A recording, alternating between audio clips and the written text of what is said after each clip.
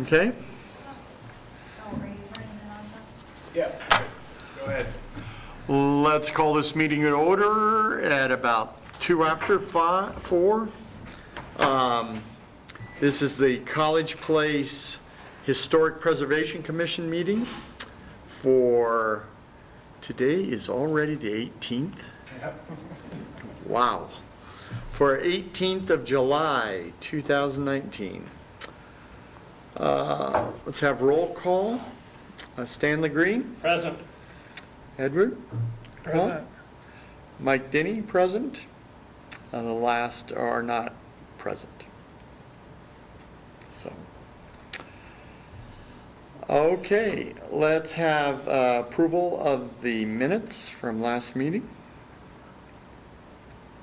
Okay, I move we approve the minutes from the June meeting. Second? Yes. Okay, you have a second? All those in favor? Aye. Aye. Aye. All those opposed? None? We'll approve the consent agenda. We need a motion for that. Okay, I move we approve the consent agenda. Second. All right, all those approve? Aye. Aye. All those disapprove? Hearing none, it is passed. All right. Well, we have Spencer Howard here to present the final intensive and reconnaissance level survey. It's our first survey. So just turn it over to Spencer. All right. Cool. Yeah, well, I'm excited to be here and go through the survey. I can update you a little bit on this, at the county recorder's office, going through some of the records for some of the intensives to try and pin down some of the early ownership and occupancy for those buildings that we weren't able to pinpoint through the full directory records. And then we can talk through, we sent over some of the story map material.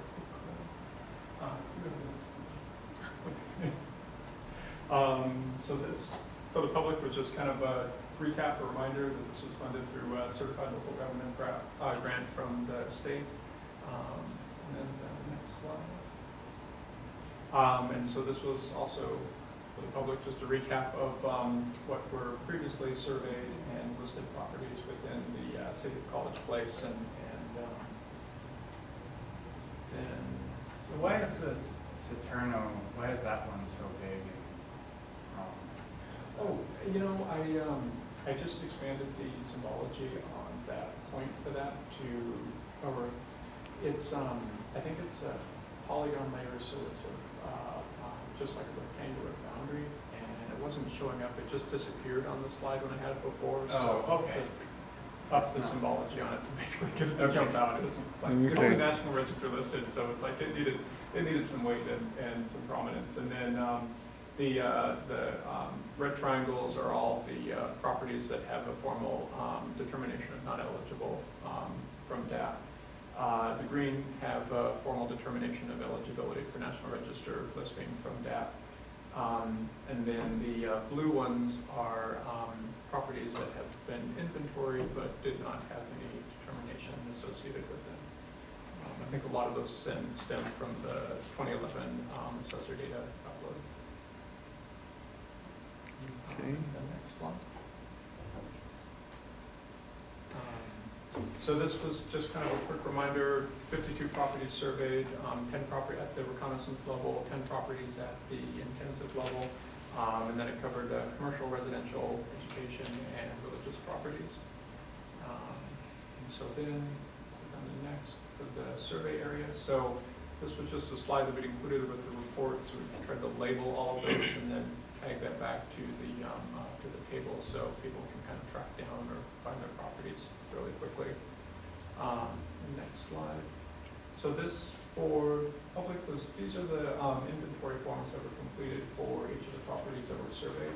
This is an example of one of the reconnaissance level forms, and so all of these forms are available on the state website, www.dahp.wa.gov. And And the intensive level forms have the whole level of intensive level information on those. We did get edits back from the Department of Archaeology and Historic Preservation, and so we'll be going back in. They reopened up the survey for us. So we'll be going back through making some updates on the architectural styles. I think that was their main edit. And then the information from the County Reporter's Office, we'll summarize that for each of the properties and add it to those forms as well. And then be able to send you over the PDF copies for review. And then once your edits are complete, be able to submit the finals through the SART again. And then next slide. So this was just a recap, I think, for the public, just of the reconnaissance level of information, which is generally focused on just architectural features that are visible from the public right away. Typically not a lot of background research that goes into this. However, the city provided us with scanned copies of the building permit records.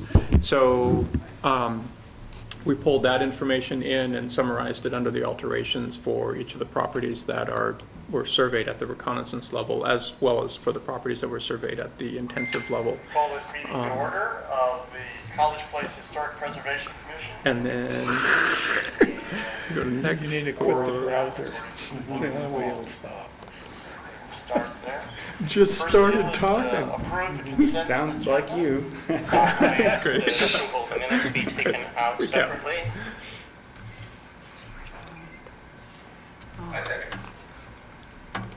Sorry. Doesn't just a request automatically bring it out, or does it have to be approved? Oh, man. There we go. I did not hit anything else. Kill the whole browser. Yeah, totally. Thank you. You're welcome. It's kind of embarrassing. Well, no problem. So Sorry. the intensive level, not at all. The intensive level, so this was just kind of a reminder on that. The intensive level includes more in-depth archival research onto the history, construction, as much as information as you're able to collect on that property to be able to include in there, as well as any historic photographs. And then also for the form typically includes, instead of just one or two photos, includes multiple images for the property. So we tried to include as many different perspectives as we were photographing the property, so we could get from different angles from the corners, and then any details and any that we were able to access from like an alley or back facade. We did include those photos as well. So on the next slide. So this was just kind of a recap of the background that's in the context statement. This is a 1867 Government Land Office survey map overlaid over a current 2019 aerial. The red outline is the City of College Place, your municipal boundary. And so the area has been home to the Umatilla, the Cayuse, and the Walla Walla people since time immemorial, who are now organized as the Confederated Tribes of the Umatilla Indian Reservation. So early contact with non-natives profoundly impacted the people and natural resources of the Columbia Plateau. And then we had the Corps of Discovery, led by Lewis and Clark, traveling through the Walla Walla Valley in October of 1805, and then returning back through in April of 1806. And then Fort Walla Walla, just off to the right, kind of the 1858 location, after it had moved for a couple of times. And then by the 1870s, we had the Seventh-day Adventist churches established within the valley. The next slide. So this was a 1921 USGS map, and this was tracking down historic maps of the area. We did look at that, the bird's eye view, and we're trying to find some that were in for the 1910s to the 1920s, and there definitely were. If you want to point anything out. Oh, thank you. We're not a lot, but so for the development periods in the so the 1891 to 1929, we had 1891 Dr. N.G. Blaylock donating the 40 acres of his 1,700-acre orchard for the college. 1892, the College Place plats 1 and 2 were recorded, and so those kind of in, I believe, in the central area. College Avenue was still unpaved at this time, and then by 1907, they were buying up the land in 1906, and by 1907, the Walla Walla Valley Traction Company, their interurban streetcar was running between Walla Walla and Milton, and with connection through College Place. So you can kind of see the route up and around through. So it ran down Southwest Davis Avenue. And then with the Depression, and this period also encompasses the National Depression. With the 1931, the Mill Creek Dam burst east of Walla Walla, flooding the area, and then farming and industry remaining key industries within the town. And then also several WPA projects during the Depression that included replacing the wooden water lines with steel lines, and the 1945 fire that threatened an entire block and was finally kind of the impetus for the 1946 incorporation. We actually have a wooden water line over at the Public Works yard from Oh, wow. a removal. Oh, that's awesome. That's Yeah. a great City of artifact. Portland's had those for a long time. Hmm? City of Portland's had wooden water lines for a long time. They're big too. Wow. I don't know if they're still there, but I mean, like, 30 years ago they were. Yeah. There's a remnant of one up South Fork of the Walla Walla, a wire-wrapped wooden pipe. Right. Oh, wow. Yeah. That's great. Beautiful cedar. So this was a 1953 USGS aerial, and probably should have turned on the city boundary layers, realized those actually belatedly are kind of helpful for orienting and locating, but we were mostly just trying to kind of look at the development as, so after incorporation in 1946, population was a little over 1,800. And then in 1951, the city municipal services were established, and that also then showed up in a lot of the building permit records where you'd have services connected to each of the different houses at a time period. That was really helpful for getting some of the owner information at those times and kind of connecting back through. What year is that, Matt? It's 1953. 53. And they had some additional in 64, 65, I think 67, but this one had the better resolution to it. It was a lot clearer than the other ones. Diagonal route of SR 125 is already in place by then, of what is now 125. That's Yeah. interesting. And When did 12 would have been 410, Highway 410. Right. When did the trolley line go away, do you know? I don't know when it went away. The passenger service, as I understand, ended around 1933. It continued as a trolley freight railroad until around 1947 and operated as a diesel freight railroad until approximately 1986. What is that? The Walla Walla Valley Railway. Oh. At Canoe Ridge Vineyard, at their winery on Cherry and 13th, that was the car barn. And they have the last train order board. It was written in chalk, and they have it framed and under glass. It was from, I don't remember the exact year, but mid-1980s.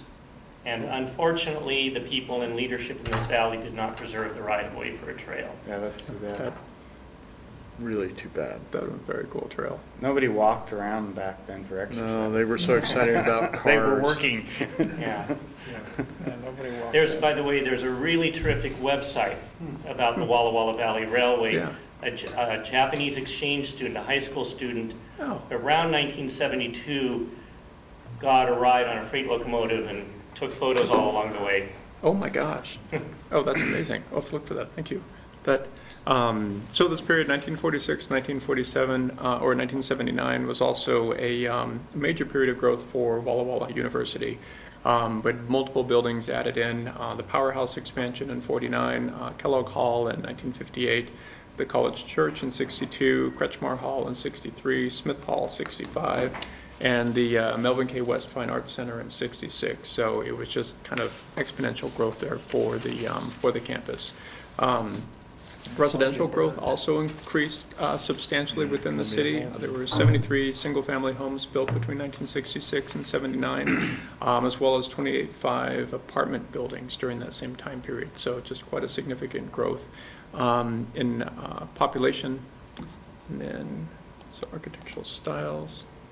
So there were, so this shows up better in your report, but it was kind of a way of, there were so many properties kind of being able to show it as an overview, but 6 styles different styles for the architectural properties that were surveyed. So on the next page.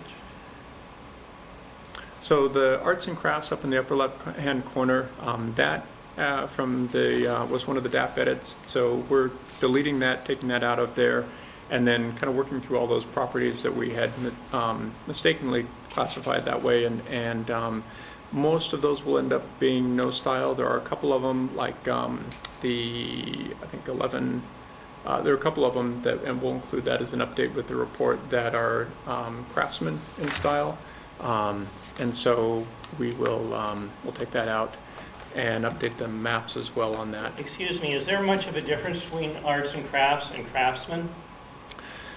There is. So Okay. that was a good discussion with Kim Gant and Michael Hauser, and so they're fantastic on the architectural styles, and through the course of that, we came to better understand that arts and crafts is more of a movement, stylistic movement, and that it influenced the craftsman style, which got started circa 1905 nationally and then continued on, and it also had influence on the prairie style.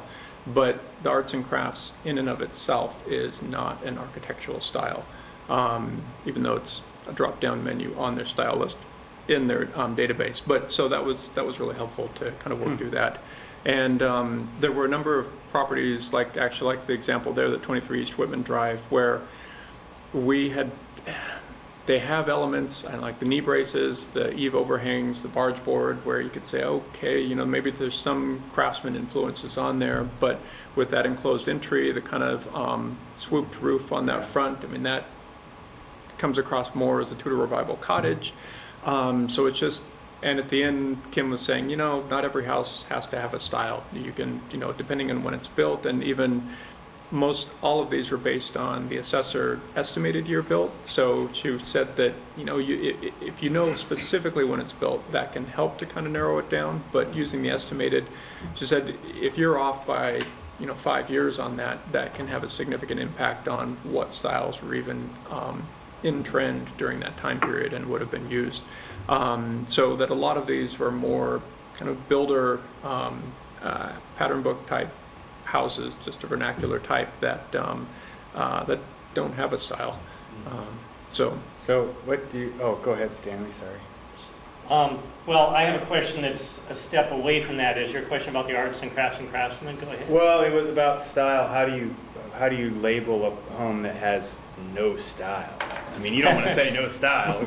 Some people say vernacular. yes. Got built that way. Yeah. So we actually did label them no style. No style. But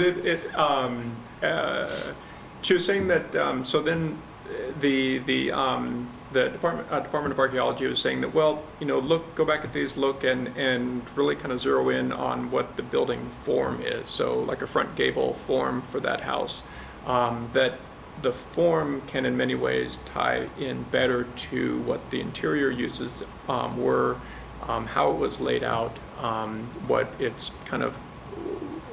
the intent and sort of rationale behind a lot of the design elements that are there. And then if it's not a particular style, then a lot of those elements that are on there kind of added on to that form, but don't necessarily have to have a rhyme or reason. Some also can be kind of a transitional where they like part of the craftsman and they like part of the Tudor Revival, and we're like, well, let's just bring it all together for this client in a single house. So that even today, people will mash up stuff. Yeah.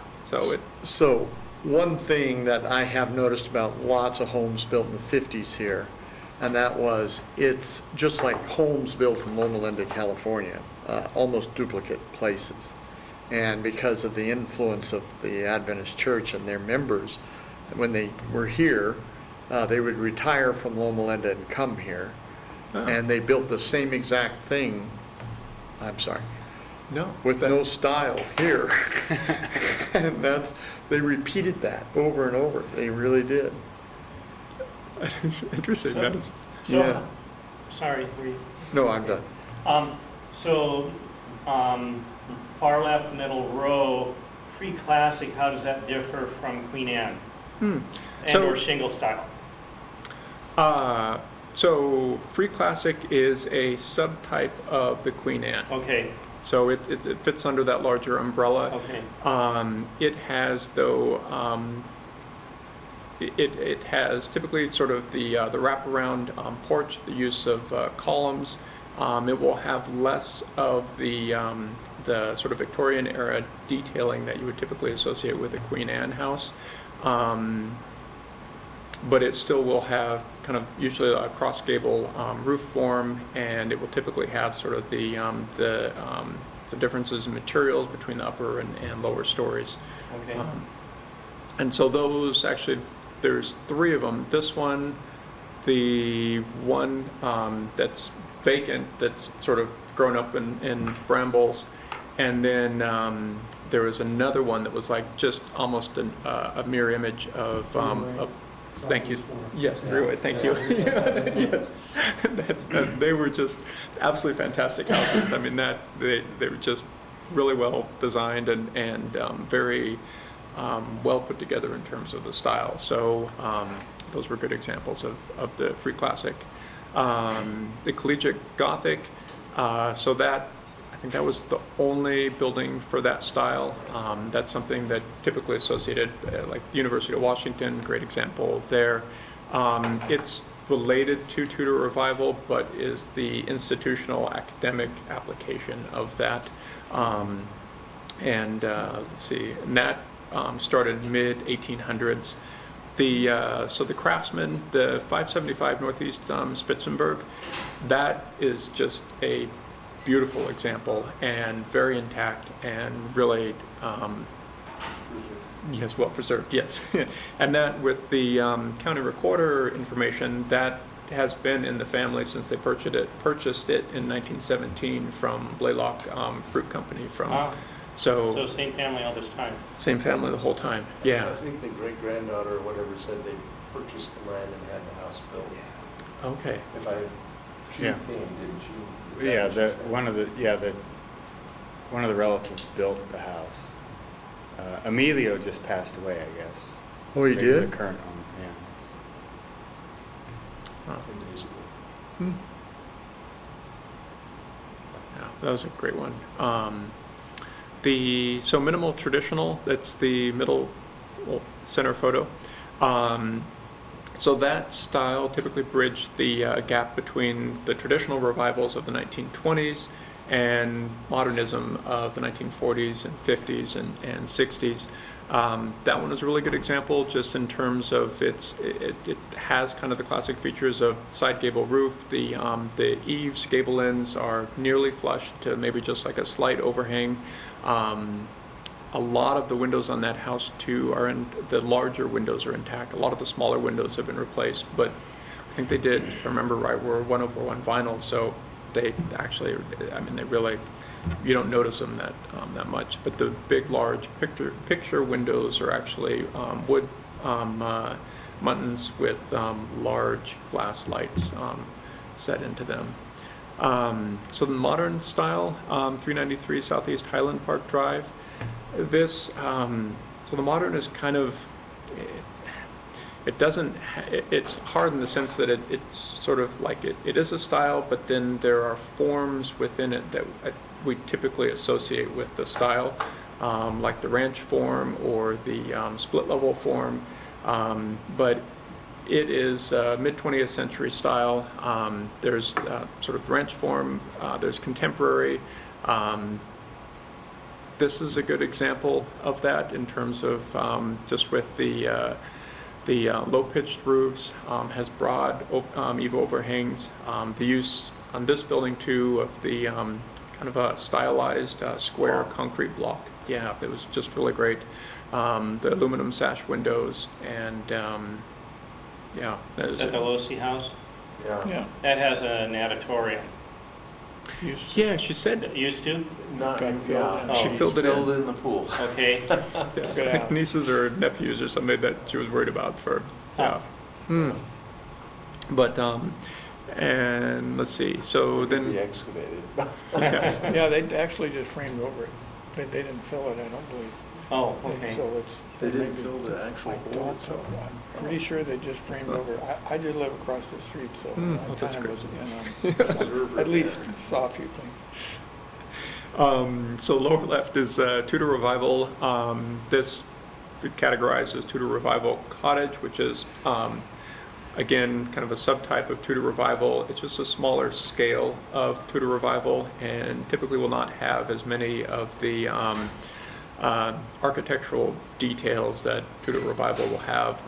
But this house, 18 North College Avenue, 12 North College, and then jumping across the street to 17 North College. Those three are just a really great collection of that style, really substantially intact for all of them. 17 North College has a great sort of, it was hard to tell if it's faux stone or if they put set stone in or It's a plaster. that, okay, Yeah. that, yeah, around the entranceway. So, I mean, it You looked knock on it, and it has kind of hollow sound for, a, yeah. that's great to know. So I've had someone tell me that those extremely steep pitches on the front gable are kind of a French influence.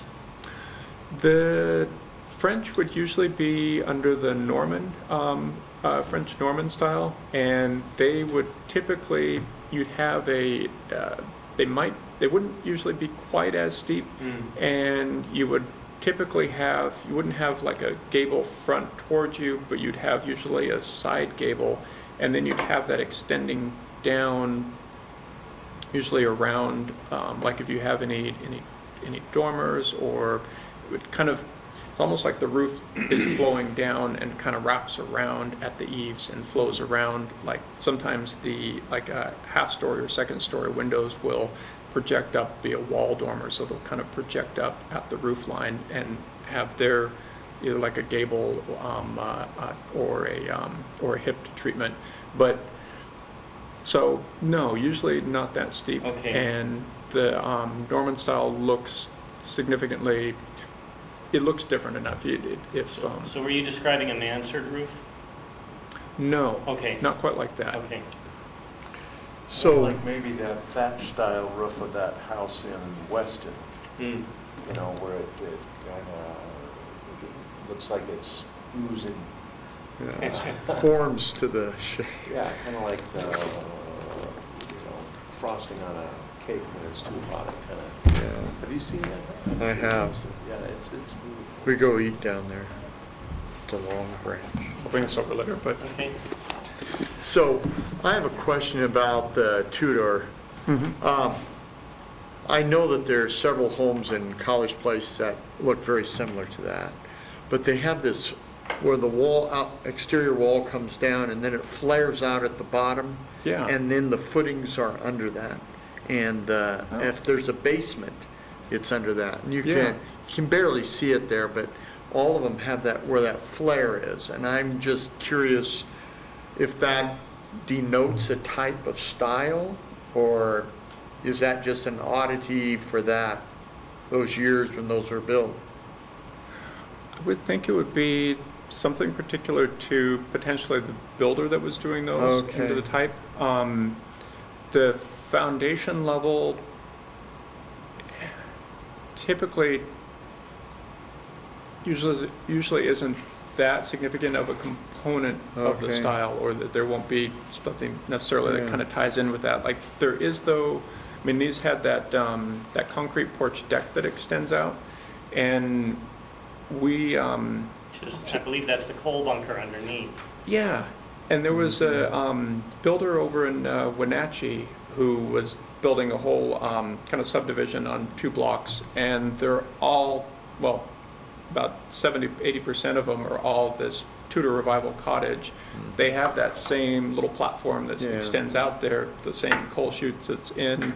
I mean, it's like things are a little different. It's not that house that's there, Right. but those components were in use at that time and being Okay. reused. Yeah, they were from, it was the Bagdon was the name of the builder for those Okay. ones. So, I've just noticed that over the years, you'll see different homes with this flare out at the bottom, and it's like, what use is that? Why is that in the design? Pushes the water away from The snow, I don't know what. It looks good. Back when we used to get snow. I did put that Evil spirits. front porch on its way.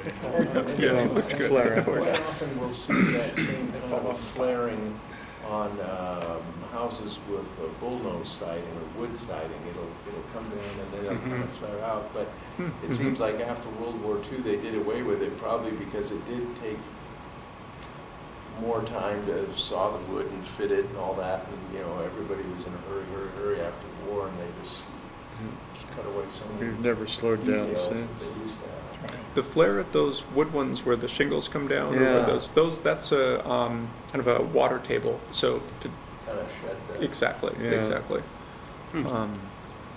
So then the two with the ranch form, which we kind of talked about, but that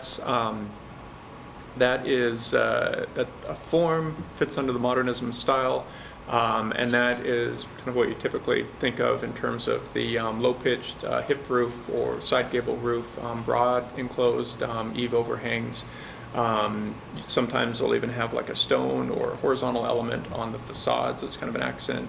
Usually the entrances will be recessed below the main roof line, and then they're just always a single, well, typically a single story. There is an elevated sort of variant on the ranch form as well that's a two-story.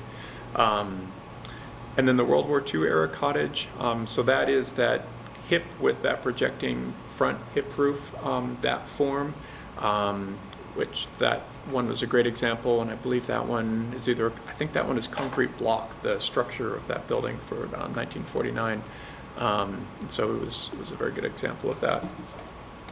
But the World War II eras began in the mid-1930s and then served as a transitional form between the bungalows and cottages of the 1920s and the more sprawling ranch houses of the 1950s. Yes, please. So types of registers, so just kind of a recap on that we have the national and the state registers, which are an honorary designation only with no controls, that you could list your property to those and demo it basically this next day, and there'd be nothing to prevent that. But they do help inform local planning. They are a wonderful tool for being able to recognize and kind of document the significance of a property and its role within the community. And they do provide protection from some level of protection from federally funded or licensed projects. College Place Register of Historic Places is does require owner consent for listing and does provide the protections from demolition. But then it does have controls requiring exterior design review for alterations and a certificate of appropriateness. But it is the best tool for being able to keep properties that are significant to the community for property owners wanting to keep those properties. And as sort of a counterbalance to the controls, recognizing that it does cost money to maintain and keep a historic house in good repair, local College Place registered properties are eligible for the state special valuation program. So a tax abatement program to be able to offset substantial work or repairs on a property. But like the College Place Register, which we don't have yet, but if we did, it would require the owner's consent for listing. Well, we have the register, we just don't have any homes on it. So we have all of the, everything set up in place. It's like a bank account with no money in it. Right. Yeah, it's ready to go. It's so federal. The account exists, but there's nothing in it right now. So I have a question about the left-hand column. So 50 years from now, should some of those homes still remain, they don't still sit under this rule, do they? As they gain in age, they could still conceivably be demolished with no consequence. Absolutely. Oh. Yeah, it never, for the National Register properties, so Washington State is different from Oregon. You guys in Oregon, but but for Washington State, National Register and State Heritage Register listed properties, there's no protection for those, and there is for federally funded projects. It's been a good tool for getting people to get comfortable with the idea of being on a register and that being able to list their property and see that, okay, you know, this is fine. I can be excited about the history and what it means, what it communicates to the neighborhood and to the community. And then usually it's an external circumstance or either such as demolition within a neighborhood, or it's they decide to take on a larger project. Maybe they're doing a seismic retrofit, or they're in a floodplain and they need to do upgrades, or they need to do a full electrical rewiring, something that where suddenly it's like, oh, you know, if I had that special valuation and I could, you know, reduce my property taxes for 10 years based on the work that I'm doing for the substantial improvement, that would be a nice thing. So then, then they'll usually come around to see about local designation and listing and what that means and what that process is. So Okay. I think the other kind of key things too between the two of those is that so the keeper of the register, National Park Service, they are the only ones that can list a property to the National Register, and they do have a high threshold for level of integrity for their properties, and so they want it to be, you know, as intact as possible, under the auspice that if you need those intact materials to be able to convey the architectural and or historical significance for which the property is being listed. So that's why we'll look at a couple of slides on. That's why there are fewer properties recommended for National Register eligibility, and that's largely because the threshold level for integrity and the threshold level for significance is higher. Whereas for College Place Register, it's administered locally. You have a greater latitude and degree of flexibility with that. For being able to use it as a tool to support property owners and their interest in being able to get listed. So that's why there's a lot more properties that are recommended for College Place eligibility. So it's harder to get on the National Registry, but there's less restrictions. Totally makes sense. Okay. But it is. I know. It's like And less protection. endless protections. Yeah, and it's been. Yeah,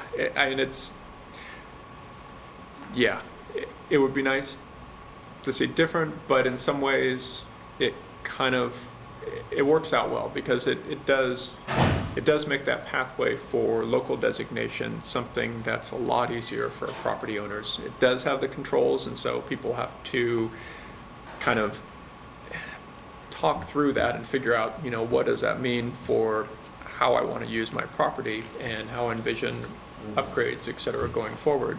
But if they do want to list, then it provides a simpler pathway for them to be able to do so. Can I ask a few questions, or do you want to kind of move forward with these? Okay. So if a College Place property owner decides to register theirs with the city registry, and they don't get any special valuation or anything like that, they don't do any improvements, they don't get any tax benefit from it, and then either they decide later to get it removed. Is it possible to get it removed? It's difficult to get it removed. Okay. It's very difficult to be able to get it removed. It's been a while since I've looked at your ordinance to go through to see what that procedural process is. Typically, that will be something where, for kind of the standard certified local government ordinance, there's a methodology that requires property owners to come before the commission and be able to explain what their rationale is for why they want to delist it. Due to extensive alterations, changes, or economic hardship, and then there's thresholds that they need to meet to be able to justify that. But the fundamental premise of it is that if you get on the list, you don't want those properties being taken off the list at a later date. And especially if you have property owners now who, like if you've had several generations that lived in a house, they want to list it, and then, you know, once somebody from the last member of that family passes away and the house goes to somebody else and is sold to somebody else, as the community doesn't typically want the protections that multiple generations of families put on that property to be removed so that it could be demoed and rebuilt. So the whole process of listing is acknowledging and to a degree quantifying what the community benefit of historic preservation is, and that these properties that are listed are that tangible benefit for the community.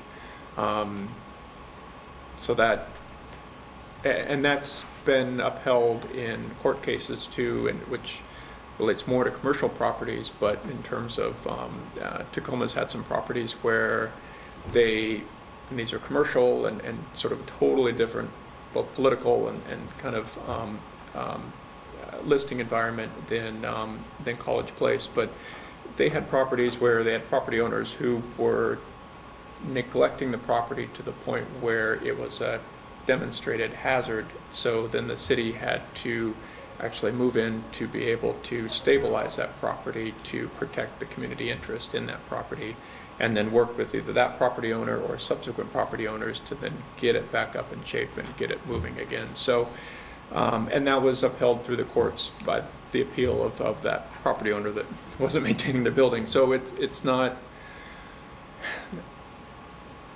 saying that, I can see where it comes off as like, oh my gosh, the city's going to step in for a locally listed property and say, if you're not repairing it, you have to do that. It's a very high threshold where you get to the point where you have a commercial building in downtown and chunks falling off to people on the sidewalk. So it's very different. But that core value of, or core concept of there being a community value for historic preservation and the buildings, and how to best kind of navigate that process of providing two pathways for acknowledging that, at least one that doesn't have any controls and then one that does.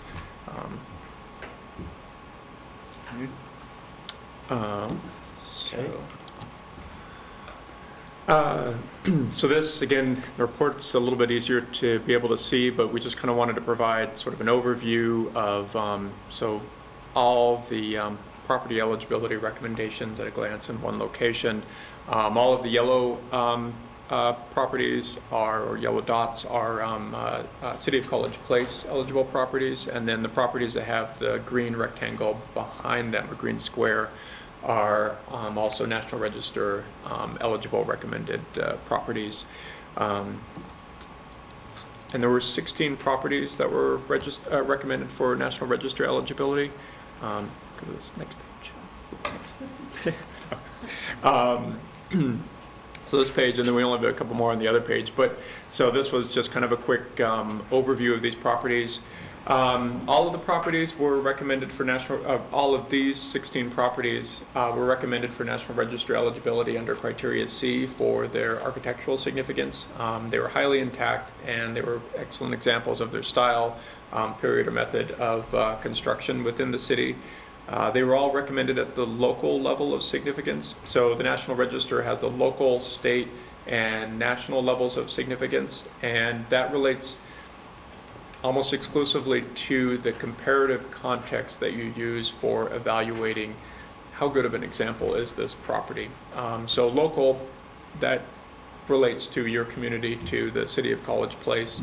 Statewide relates to then statewide. So then if you were wanting to list, say, the 575 Spitzenberg, potentially at statewide, well, actually on the page before, so the 207 South College Avenue, the church building would be potentially one at a statewide level, to where, looking statewide at that type of church, the form, the construction, based on its architectural significance, not based on its religious use, could rise to that level of a statewide significance. But everything in here was set out at the local level, so it provides the easiest pathway for property owners to list those their properties, because they don't have that higher burden of having to then look at other examples and to make that case and that comparison. Post office, those.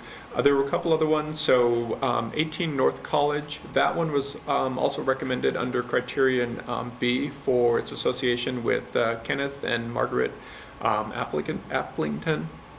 relative to their productive life and their involvement with the university. So criteria B looks at the productive life of the individuals and how that property relates to that. It's not so much that they were born there or that they happen to stay there or even that they grew up or lived there for a period, but there has to be an overlap with the significance of their standing within the community and that property and how those two are related. And so I'm looking into some of their background, the idea that students would frequently come by the house, that they would talk with both of them, that they were actively involved in the university and student life, and that overlapped onto the house, and then the proximity to the campus. That set the basis for being able to say, yeah, that could probably rise to the level of criteria B for their association for that property. 207 South College, that was also recommended under criteria A for its association with historic events, almost kind of exclusively with the development of College Place and the development and growth of Walla Walla University. And then 36 Northeast Tremont Drive, it's also recommended under criteria A for its association with the 1962 Mountain Vista addition. Its role in the development of that, one of the first houses for Fred's kind of design of the house, and then the platting of that district, and then its tie-in too for the district as well with Walla Walla University. And in kind of looking at some of the early occupants going through there was a early influx of Walla Walla University professors who were then occupants, residents within that area. The addition was platted by the university as well, so there's these overlaps that could potentially support criteria A. Does Fred Bennett's involvement in the community and what, he was a state senator, wasn't he? No, he was a port commissioner for commissioner. 18 years. Does that have any role in It enhances his stature for all of those associations, for what he was doing with the port, with the fire department. It would then look as during that research as to did any of those overlap specifically with the house, and did he have a home office, or was there some connection and correlation between the two? I would say it would probably be unlikely that they would directly influence it, but they would certainly bolster his general standing and significance within the community as part of just a contextual underpinning to his role.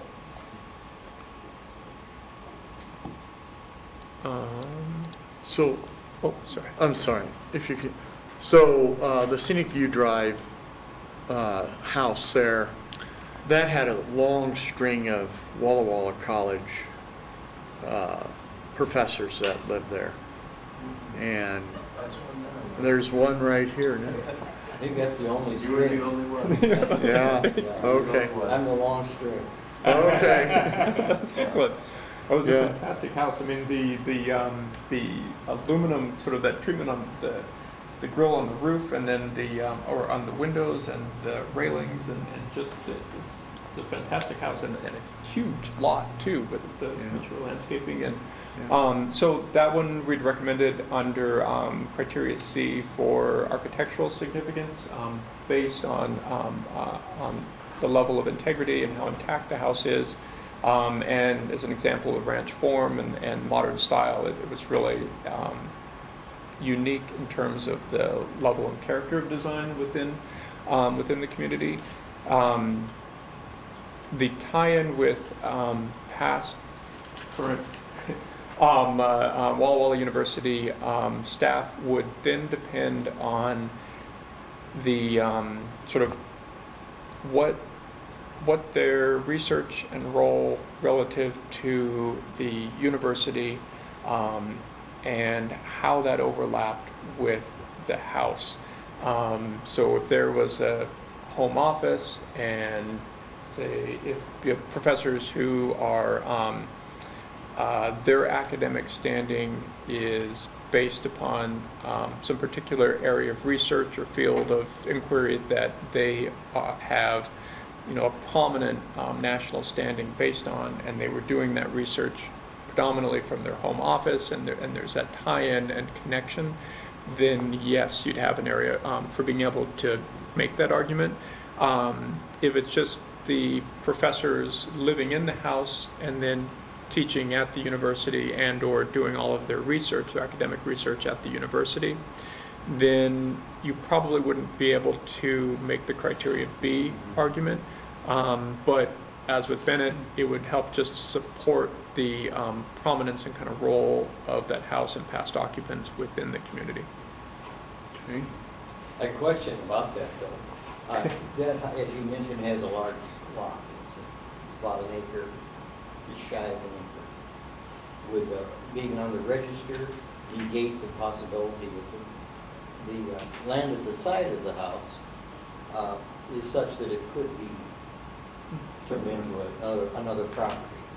That land is, I've always thought of that as a possibility that one could be done. As long as I live there, it won't be. The next buyer might want to put a mother-in-law home or something like that on that property. Would that, the ability to do that, would that be hindered by this classification? National Register listing would not change that. So if you were listed in the National Register, they would typically look at like the full lot as the full parcel as the boundary for the property, and there would be, you could subdivide it, you could redevelop it, you could demolish the house. There'd be no restrictions on that. Local designation, but then it would have restrictions, and so that would also likely look at the full tax parcel as well. We have seen properties where they've listed a single house on a large parcel, and then they come back to commissions, or later property owners have, to ask, can we subdivide this? Exactly. And then so that then becomes a dialogue with the commission as to what is the significance of that area that's being subdivided, how does that impact the significance of the property. If you do subdivide it, would that house still be eligible as it is for designation?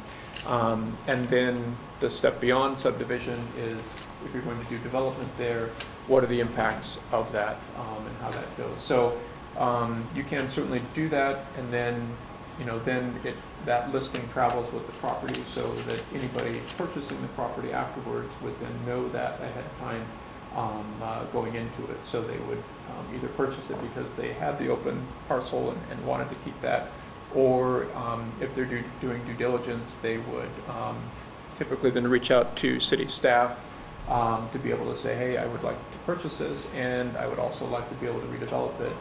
What does that potentially look like? And so to be able to kind of explore that and what latitude they might have. So the next slide.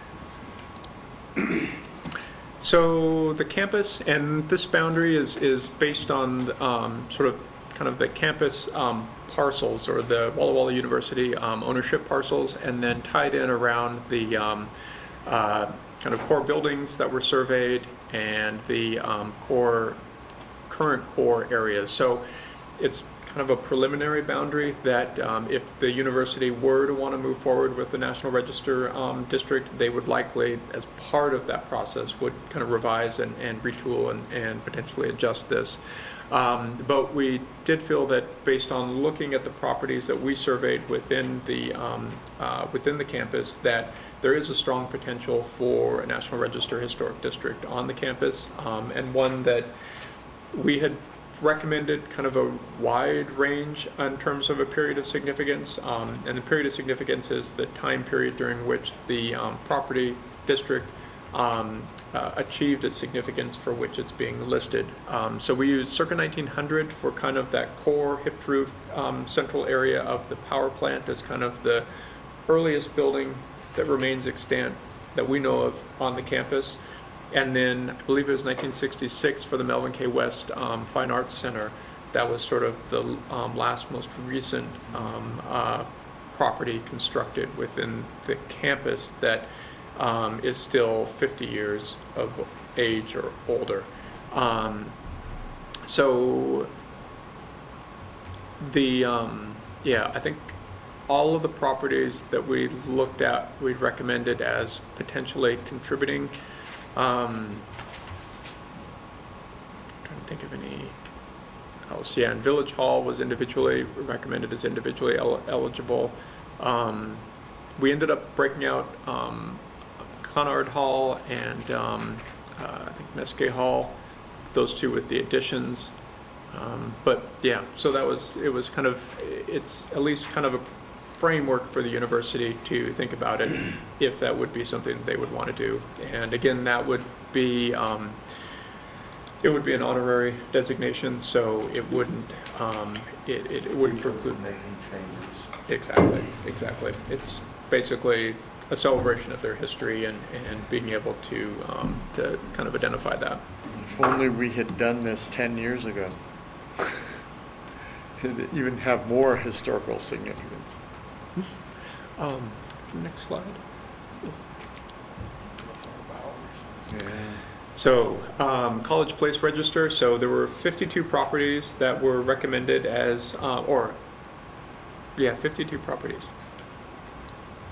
It's going to be different, to double check that number. But, so we looked at, for eligibility for the properties, it was largely the, since most of the survey work was the reconnaissance level, it was based largely on the architectural character. So from your standards, looking at standards 1, 2, 3, 4, and 5.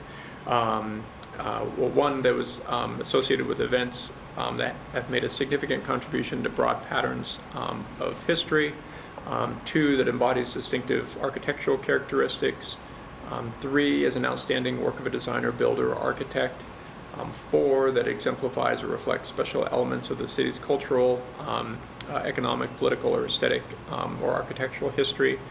And then 5 is associated with the lives of persons significant in national, state, and local history. So these kind of overlap with the National Register, because all of the properties that were recommended for National Register eligibility, we also recommended for local eligibility as well.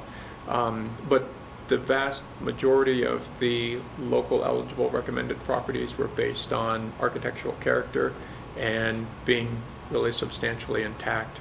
There were typically properties where they often might have, one major alteration, such as windows, but if those windows were, generally sensitively done, if, it's like if you had one of what would have likely have been sort of a wood sash double hung type configuration on windows, and they're 1/1 vinyl or something, but all of the cladding, the roof form, there haven't been any planned additions up on towards the front of the house, then we had recommended those as being potentially local eligible. And next slide.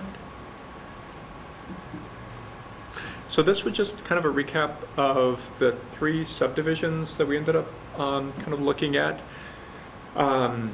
This stemmed from mostly, each of these had a property, and the Scenic View plat had 6 properties that were part of the reconnaissance level survey. And so as we were surveying those properties and then kind of driving through those areas and then looking at the underlying plat maps to kind of understand how the properties that we'd surveyed fit within the context of that area, the city provided a copy of the assessor year-built and parcel data, so then we were able to kind of filter the properties based on those estimated years. So the Scenic View, the one down at the bottom, so platted 1948, there's about 200 properties within that plat.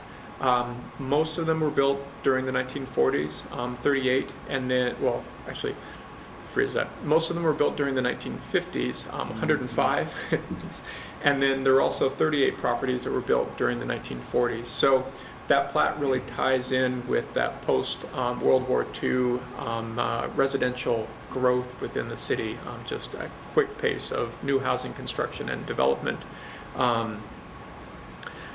And that was one that I think in the recommendations, we'd recommended that, it would be a worthwhile one to take a look at to see, even at a kind of a first level, just what the level of integrity is within that area. Just kind of thinking in terms of, how many of the houses have one or fewer extensive changes to them. And if you get potentially like a 60-40 break on that, where 60% look like they have one or fewer extensive alterations, then you might have the architectural integrity there to support a district. And then you could start looking at what the historical development patterns were, the reason for that plat, were there any patterns of developers or builders or relocating of other houses into this area from other development that could then expand and bolster that background. The Mountain Vista, so platted in 1962, that was filed by Fred Bennett on behalf of Walla Walla then College, now Walla Walla University.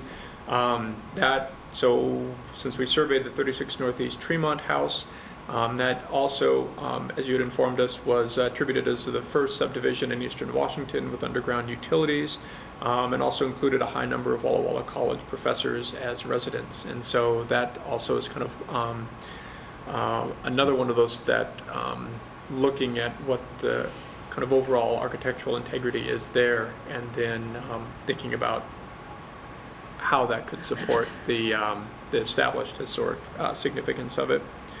Highland Park was the last one, and that was platted in 1964.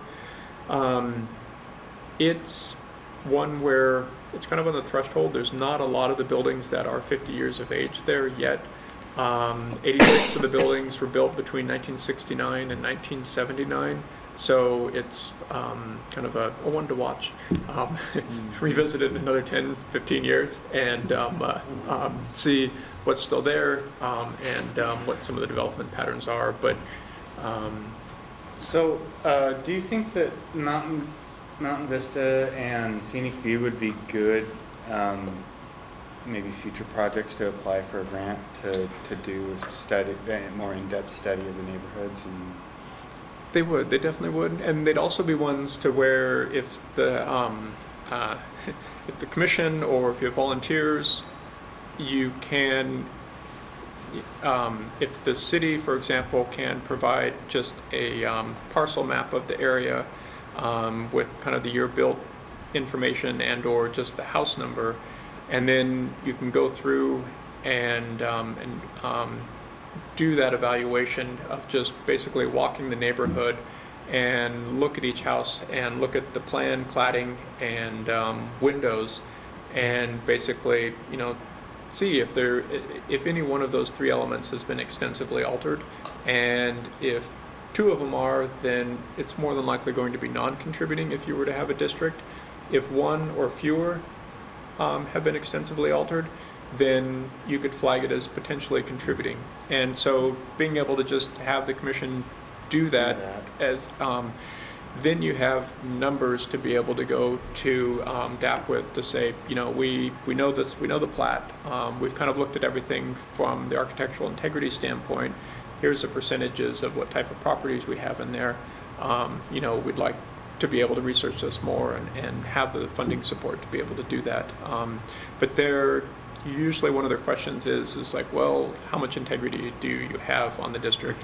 The also too, if you had those numbers, is Michael Hauser, the state architectural historian.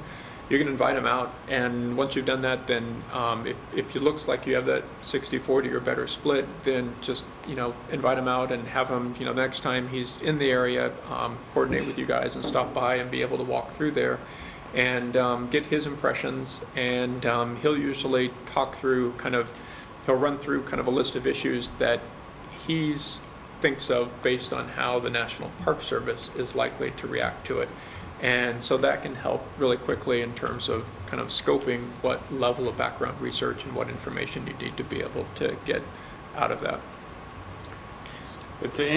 the plat's interesting to me as a planner because the lots were all platted out.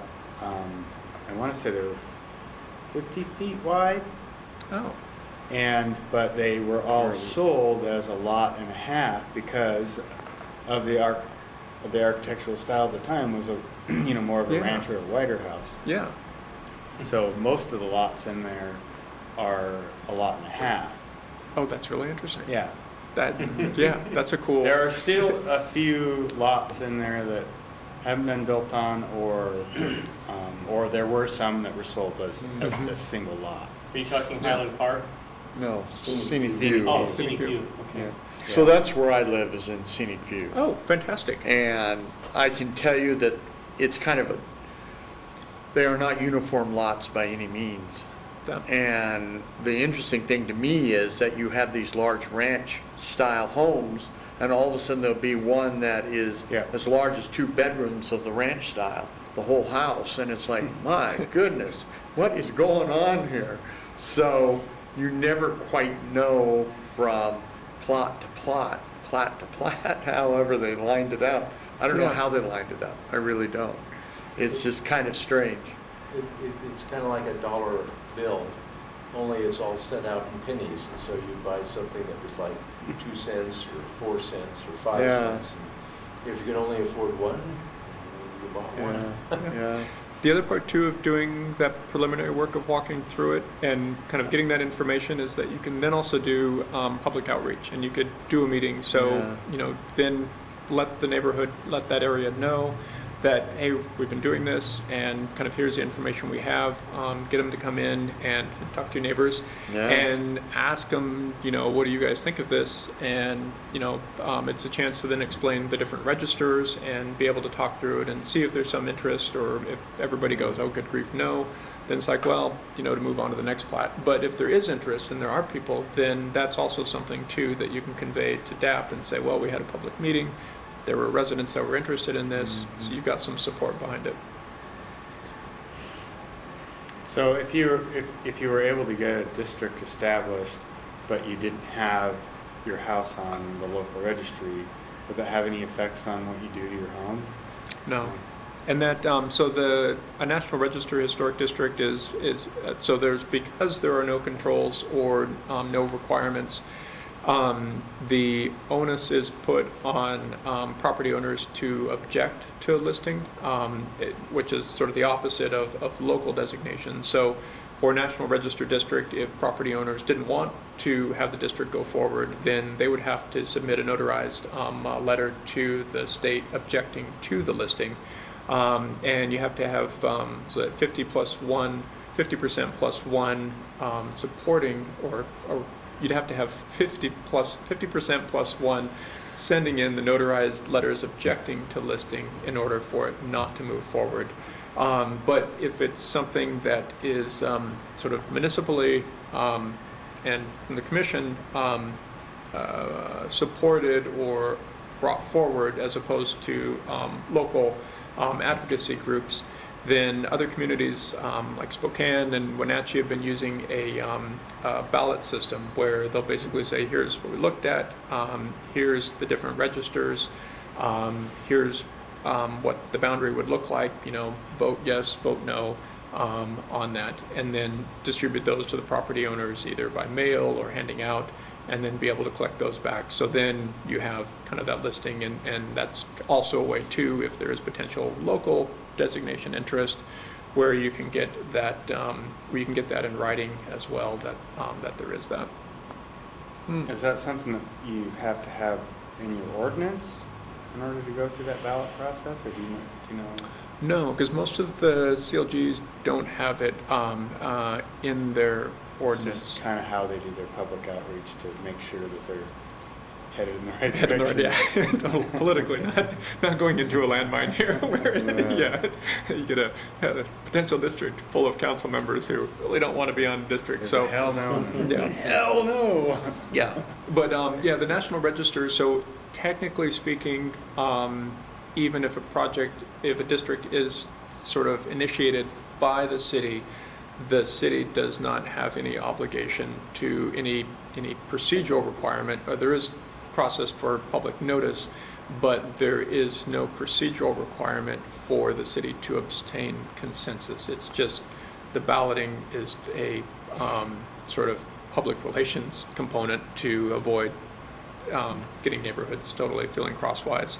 But if it is a local designation, then your ordinance does have a public process for being able to do that. And most ordinances also don't have a mechanism for obtaining that property owner consent on a district level in writing.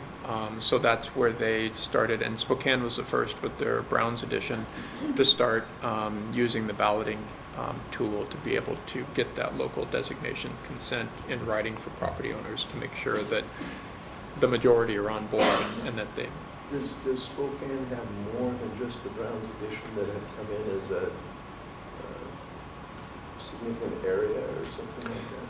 They have quite a few National Register historic districts. The Browns edition was their first local designation once, I believe, council amended their ordinance to be able to allow that, and they have, and just received grant funding to do a second, I believe, Cannon Hill local designation. So That's up on the South Hill. I believe so. Cannon I'm not familiar with that, but yeah, I think. There's some really interesting neighborhoods up there, I wondered. Yeah, I think Megan has a temporary internal staff that's there for a year, so that she can assign that staff to, so they're going to work on that to prepare that. The property is owned by a trust or in a trust. Does that affect it in any way? Will it handicap the executors of the trust at any time? The National Register designation would not. The local designation would require consent from the executors of the trust to be able to proceed with that. And it would then place restrictions on the property in terms of demolition and in terms of design review. And so typically, if a property is listed at the local level, the controls are negotiated with the staff and the commission in terms of and typically they're just the building exterior. It's rare that properties go to the interior for any element because it's generally viewed as it's that public component that's visible and or accessible that is what you want to be able to preserve. And so that would also then, as part of the nomination too, for a local level, would want to look at what the significance of the full site is.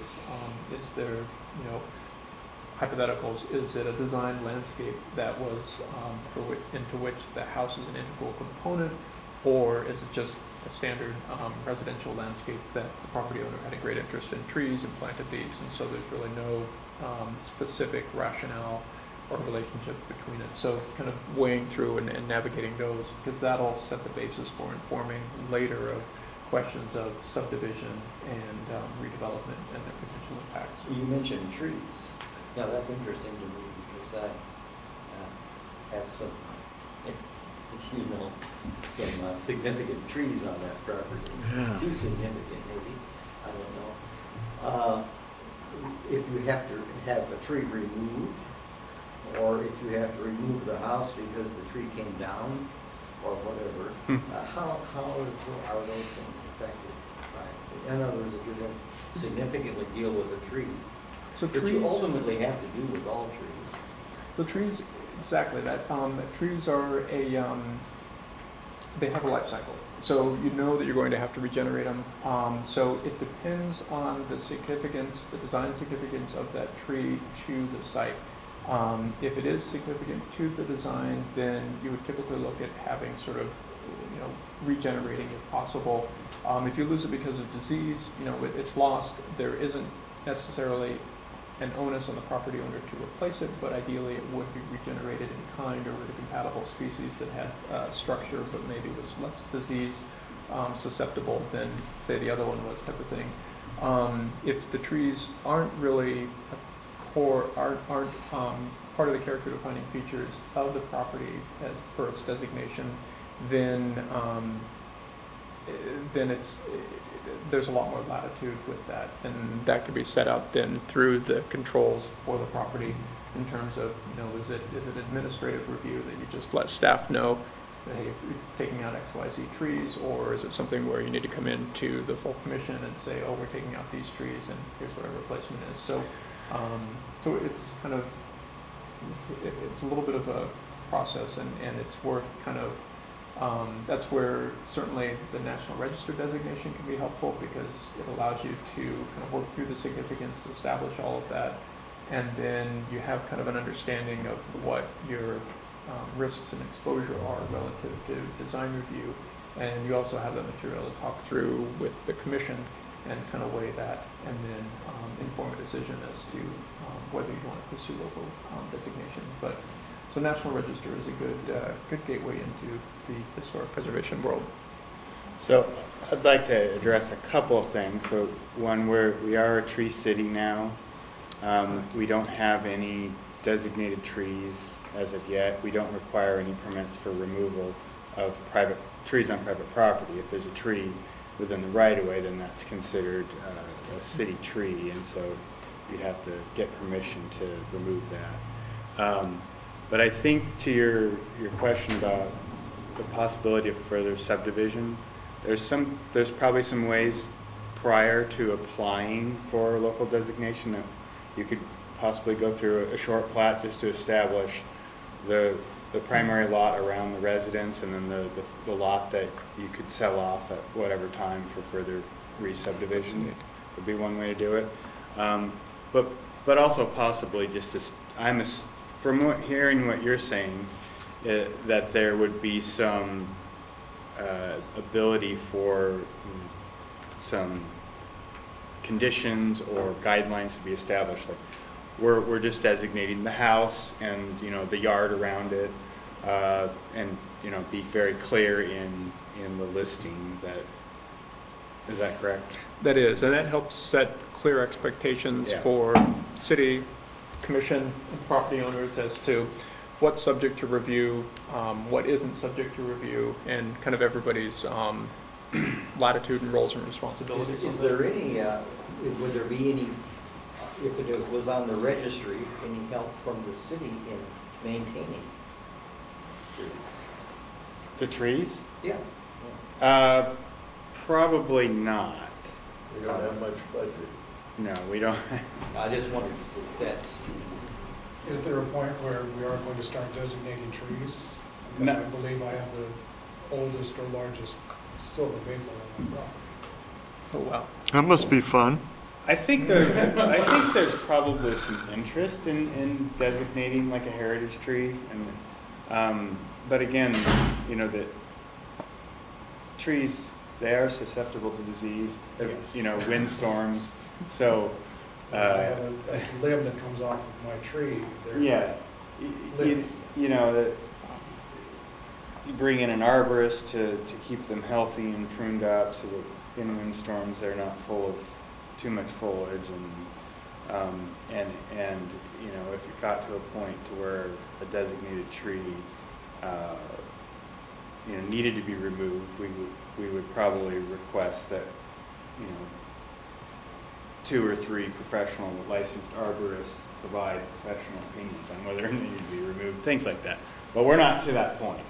Our ordinance doesn't, I don't believe it covers designations of trees. I may have the largest sycamore in Collins Place, in both girth Yeah, the You DBH. can have it. and it may be larger than the ones in the park. It's huge. It is huge. It's, Well, we've got an 88-foot catalpa in our yard, and it drops something every month. and Yeah. they tell me the sycamore, what's his name? Moore, yeah. Yeah, Larry. He thinks that it's gonna last forever. Oh, they can last for 150 years. Yeah. Paul, it mentioned in here, Paul's, Yeah. he planted it.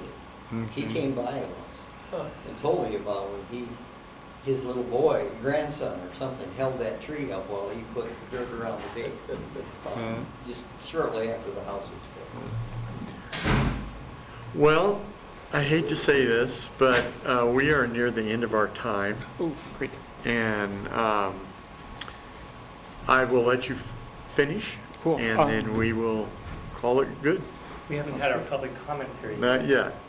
Oh, well then, that's basically everything. I'll finalize the edits from DAP, and if you have any further edits, and then I'll get you updated copies of the materials and see if there's any changes, and then once everything's done, then we can do that final submittal. And the story map content, I will update the style one on that too, and Okay. resend that as well. Okay. And then, yeah. Okay.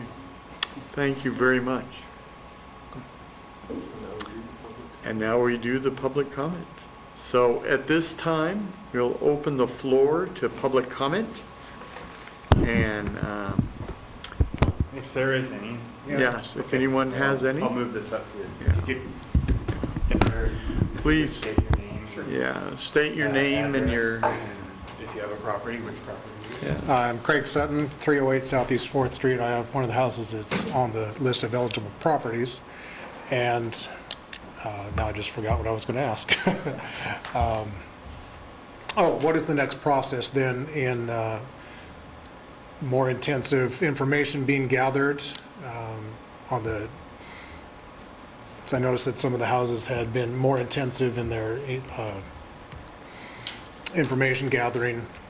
So what's the next step then for these other houses? Well, those homes, and correct me if I'm incorrect, but those homes that have greater opportunity towards the historic designation, there probably will be more information looked for to pin those down, because we don't want to be designating, something that we believe currently to be a historic structure, and it may not be, I don't know. But, They get inside and realize it's been completely Yeah. redone and it's lost that yeah. story. So time will pretty much tell that, but we don't really know at this moment. We know the exterior, what that looks like, but we don't know much about the interiors, so. Okay. Or past history, like if we have photographs or other Right, that would be information. wonderful, if we could get a hold of that. So what would be the process of doing that then? Is somebody going to come around to these properties and ask for that information at some point? Or do I need to submit that to the city? Do you want additional information submitted to you, John? Well, this is an educational process, I think, for us, and maybe you could provide us with some guidelines on what do we do with the list of properties that doesn't have as much extensive research to it. How do they move forward and get it on the register? I think for being able to move it forward to get it designated, then the architectural description, you could take that, and that's pretty much there. For getting background material, we could write up a quick summary on that, and we digitize some of the, Polk City directories are really helpful in what we used for a lot of these properties. They have a reverse index in about like 1938, 32, where you can look up your property's address and then it'll say who lived in there. And so kind of piecing it.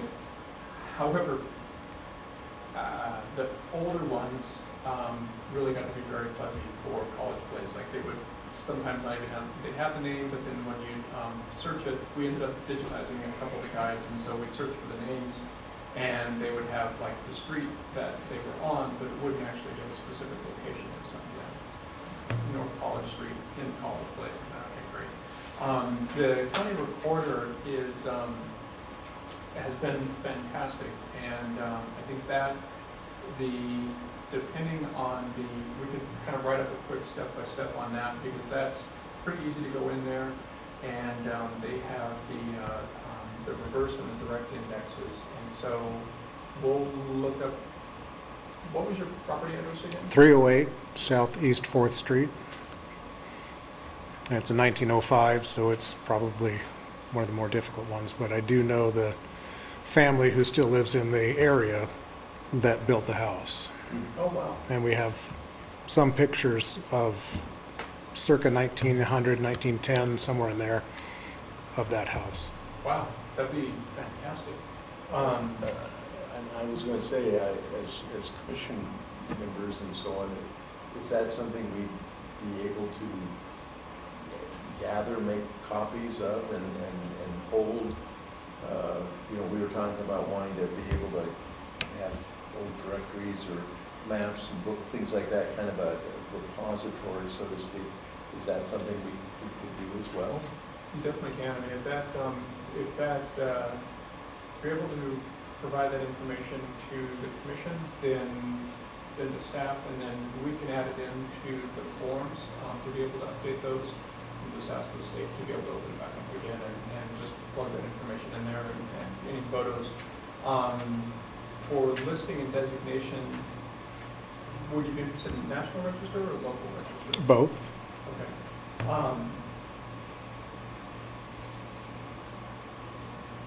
So, that's great that there's interest. So, let me take a look at, so the National Register, the threshold for, you need a context statement that would kind of set in place the property and its development within the city and the development periods, which you can use the context that's in here. Being able to get kind of a summary, if you want to write up a summary of what you know, who the original builder was, especially too if there's any relation that they built the other two houses that look like almost very similar. Very similar, yes. Yeah. Being able to get that information and then you can work directly with Michael Hauser on that, so he can help in terms of kind of putting together the nomination. Commission as well for the for local designation. That would depend on the commission on if you have an example, what your threshold levels for information would be that you would want, and how you would want to set that up, and then being able to work with the property owner to be able to get all that stuff packaged together. So if you're the first, we might want lots and lots of information, and then in the future, as more want to come in, we may thin out. Right. Spencer, in your research, did you reach out to Walla Walla County? No, we connected them before with the Walla survey, but no, we haven't reached out to them. Because one of their members, Dan Clark, was over here a couple weeks ago in regards to the signage for the pork farm. I wanted to know where that was at, you know. But I was talking about the survey, and he indicated to me that they obviously have a lot of homes that are on their local registry, and apparently they will help homeowners do the research. That's great. So, so that's and he said he said they would help us do that as well. So they know where to go to, I mean, and you guys know where to go for a lot of the research as well. I don't. I know Dan. And I think you probably all know Dan too. But anyhow, that's another resource for you as a homeowner to move to the next level. All right. The city staff doesn't really have the resources to do anything. And, I don't know if we'd be eligible for another grant if we had properties that were really showing interest and needed assistance to take it to the level. Maybe the state would help, write us another grant specific to properties that were for sure, we want to get the registry. All right. Thank you. For years, the Architectural Committee of Walla Walla 2020 has had a program where if the property owner pays them a fee, they will research the history of the property, and then you can have a plaque made if you want. Numerous homes and commercial buildings, primarily in the city of Walla Walla, have those plaques. Mm-hmm. That's great. Well, put together a nomination, and the context is there, the development period, so then use that as an overview, and then just kind of explaining how that house relates to its particular development period. The style summary, we'll expand that a little bit more for the free classics, and then just use that, and then just basically say how that house, relates to that. And then anything the property owner can provide in terms of the original builder and the occupants, just having that as a statement. And then the physical description from the inventory form, just being able to cut and paste that in. And you could be potentially at a nomination, and with the idea too that if using property owner as a wonderful case study, how do you set up a template for other property owners that's repeatable and that they can plug their information in? Okay, so to answer your question, sir, I'll get a hold of Dan and talk with him and see what the process is 2020 put in place in Walla Walla and go from there. Okay. Okay? And then you'll get in contact with me, or? Yeah. I will, if you give us your phone number, and we will go from there. Did you want to make any public comments? I don't know, but I know enough to make a public comment. Well, it sounds like you're interested. Well, I'm interested, is there, I guess I'm not clear on what the benefit would be of doing this as opposed to the liabilities. I have lived there, this property, 36 years. Yeah. Paul only lived there for 19. So I'm what you might say, third party was living. Fourth. It was built by, Paul didn't build it. He had it built. Did he have it built? Yeah, he was a pharmacist. Right. Was he at the village, at the Andy's Market Pharmacy, or was it? No, the it other- was where the Constuless carpet is now. It used to be the big Y. And there on the left was a pharmacy. And, Central Pharmacy. Calico Copy is? no, the other thing. Calico Copy was actually Roy's chuck wagon. It was Roy's Chuck Wagon, that's Do you right. remember who he bought it from, the property? What? I think he got it from Mr. Dasher, if I'm not mistaken. I think he was the one Dasher that- owned the whole farm.